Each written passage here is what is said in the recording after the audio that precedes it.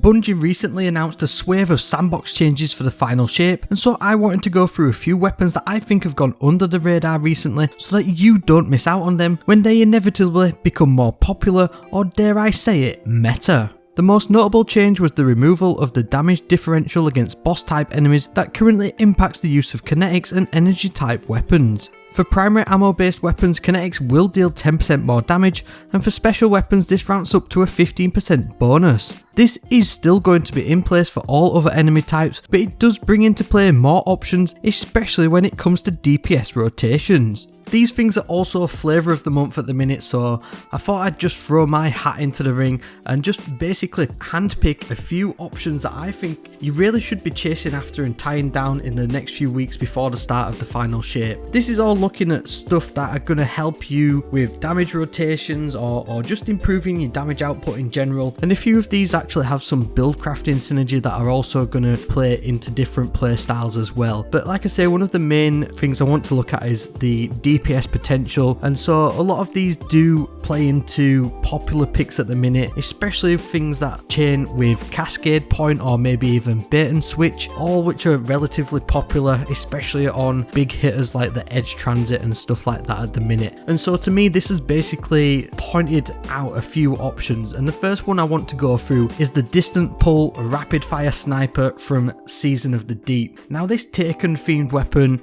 and to be fair a lot of the Taken themed weapons from that season don't get a lot of love, and don't really know why. This thing has some immense damage perks to be fair, and with the removal of that damage differential between kinetic and energy type weapons, then this thing's really going to do bits. I mean, straight out of the gate it is a rapid fire frame, and these things are actually pretty decent at DPS just because of the, like I said, the rapid fire nature. You're going to be able to get your ammo out on a boss quickly, and you're also going to be able to proc stuff like Cascade Point and Bait and Switch really easily, whilst also dipping in with a good few amount of shots just to increase your damage output. Now, one of the things that works really nicely with these Season of the Deep weapons is the origin trait, the Unsated Hunger, which is basically going to increase your handling, reload speed and stability when no abilities are fully recharged. Now in terms of the origin trait benefiting the DPS of the weapon, obviously it's going to keep you in the action a lot quicker, and with a maxed out reload and handling speed you're going to be able to aim down sights quicker, you're going to be able to reload the magazine quicker, and the boosted stability definitely isn't something that should be sniffed at. Now in terms of what you probably want to look at for DPS wise,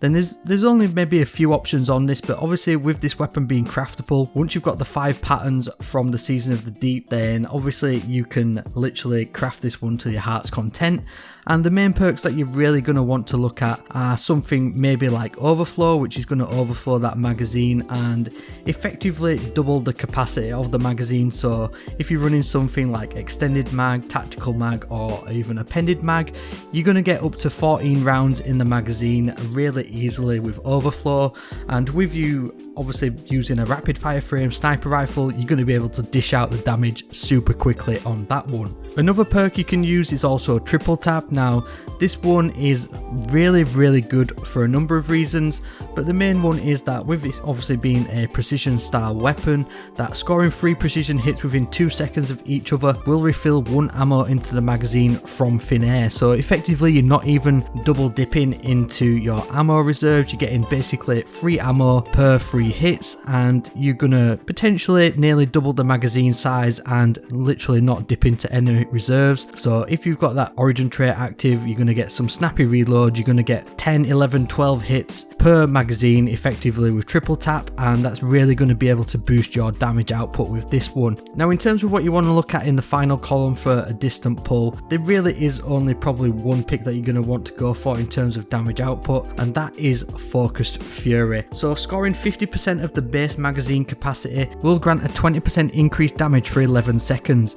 Now that's also only based on the base magazine size, so if you are using something like Overflow or Triple Tap and your base magazine size is 7, then effectively you only need to hit 4 shots out of that extended mag size and you will activate the perk for Focused Fury and the 20% damage boost that it offers. And to be fair, that really is what does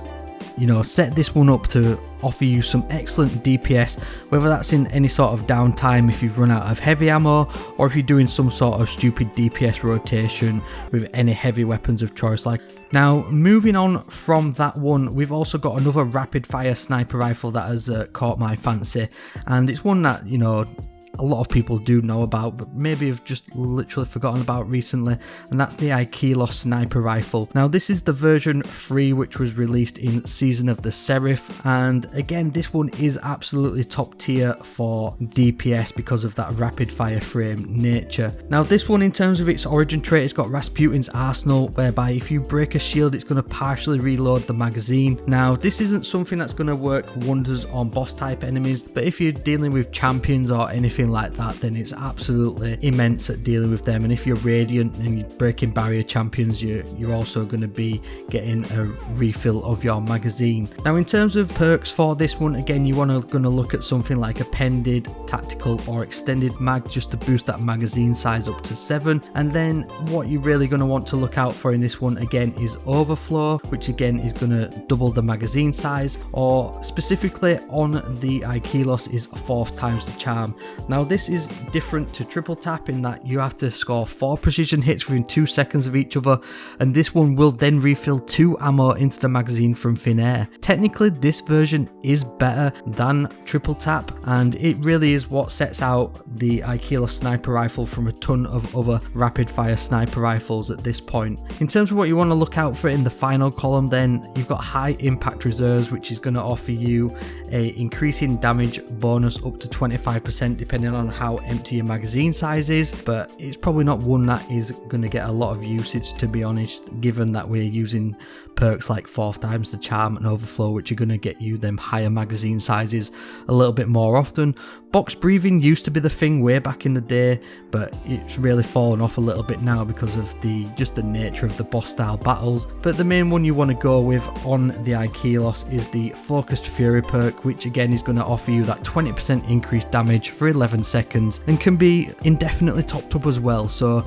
again, this one can be crafted. You can currently farm it, I believe, from the Seraph Shield exotic mission when it's in rotation, and you can get some red border patterns for it, and you can also craft it. So it's definitely one to look out for, and if you've already got it, then it might be worth leveling up and dusting off before the final shape begins. Next on the list, and one that I wanted to move away from sniper rifles, I wanted to look at some precision frame shotguns, because these things used to do absolute bits back in the day, and they still do decent stuff now. And obviously with the new upcoming sandbox changes, I believe these are getting a 9% damage buff, but the Super Cluster Strand Special Pinpoint Slug Shotgun from Season of the Wish is currently available this season. You can craft it, and I highly recommend you do so, because this thing is absolutely cracked. Now again, you're going to want to boost that magazine size with any of your favourite magazine boosting options, but in terms of what you want to look out for in the final column, you've got stuff like 4th times a charm, which is going to give you that bonus ammo out of thin air. But if you really just don't like reloading, but the main one I think you want to go for is Reconstruction.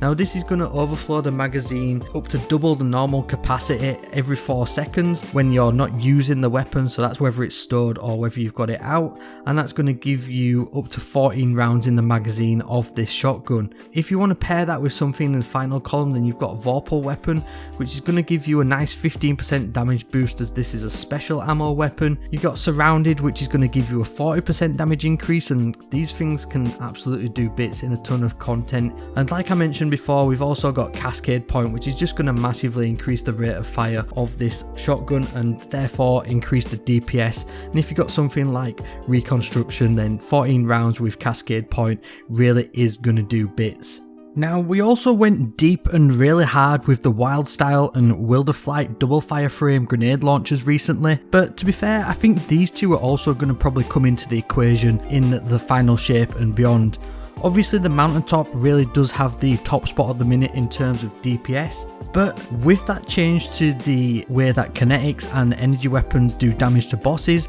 that 15% difference is now basically gone between the mountaintop and the wild style and the World of Flight grenade launchers, and I think from the top of my head that these two double fire frame grenade launchers actually do edge out how much damage they can do over the mountaintop. But like I say, if you wanted to look at something a little bit different in your DPS rotations, then get yourself one of them double fire frame grenade launchers and have a look at some of the videos that we've done covering these two recently and breaking down which perks you need and why they are so good. Now, moving on swiftly from that, I think we're going to maybe just go a little bit away from in terms of DPS options. I just want to maybe just point your noses in the directions of a few weapons and a few archetypes of weapons which are really going to be potential standout picks in this new updated sandbox. Pulse rifles are basically getting absolutely juiced with this new sandbox update and effectively have a 38% damage buff. To be fair, it is what was needed because pulse rifles really have fallen off in terms of their usability in everything from day-to-day play and also in end game content. So this 38% damage buff really is going to allow some of these pulse rifles to cook. I mean, obviously because we've had a look at the Season of the Deep sniper rifle, then I think maybe if you're spending your time farming some engrams from the playlists from Season of the Deep, then with deep dives and stuff like that, then I think you maybe want to have a look at the Strand rapid fire frame pulse rifle different times. Now again, this is a Taken style one and you can also craft it, but I just wanted to maybe point out a few perks that you maybe can get with this one. I think in terms of its main usability, you're probably going to look at something like Subsistence or even Stats for All, which are really going to boost the usability of the weapon, whether that's the increased reload speed or just basically refilling the magazine on subsequent kills. You've got Adrenaline Junket and Focus Fury, which are going to increase the damage output of this weapon, as well as Golden Tricorn, which is a pretty good perk to be fair, especially if you can get that 50% damage bonus going. Moving on from there, then I think you can't really look any further in terms of exotic options with the recently reprised Outbreak Perfected. This thing is absolutely nuts. Another one that you probably want to look out for, especially if you're hitting the Pantheon playlist, then you want to get yourself the Collective Obligation. Now with this 38% damage buff, then this thing is absolutely going to be insane, to be honest, especially if you're looking at your void builds and leeching all the abilities, because this thing has a really good damage boost just by leeching off of enemies. Now, a few more picks, and like I say, if you've followed any content on my channel for a long time, you know that we like to go off the radar with a few off-meta picks, and this list up until now probably is no surprise to many people who've watched stuff before. But I wanted to pick out maybe two things that I think are potentially going to be still slept on in the new sandbox, and also one that, you know, people just don't use because they just hate them, and that is glaives. Now for me, my favourite glaive that I've been using a lot recently is the Greasy Look glaive from the Ghost of the Deep dungeon. I have mine with Replenishing Aegis and Incandescent, and obviously with all the artifact stuff, then it absolutely goes bonkers at the minute, but it's just a really good little glaive to be fair, and I think the rapid fire glaives probably do feel the best because you get them shots a little bit quicker. I think these things may be a little bit of a sleeper pick in the new sandbox, along with a lot of other sleeper picks that we've got in this video, but you know, ones that I maybe just want to, you know, point you in the direction of. Obviously not everyone's playstyles are different, so these are the ones that I think maybe you want to spend a little bit of time farming for between now and the final shape. As always though, your ongoing support is greatly appreciated. It's been absolutely massive on the channel recently. I always do try and reply to everybody's comments down below, so if you've got anything to say about anything that we've gone through, then please let me know. I love having these conversations. These little bit of a casual breakdown style videos, I've been enjoying doing them, and we've got plenty more to come. So if you've been here before, then please consider subscribing or even joining our fellow members to get some bonus goodies to show off in the comments. Thank you very much for watching this video, and I'll see you in the next one, which you can click right here.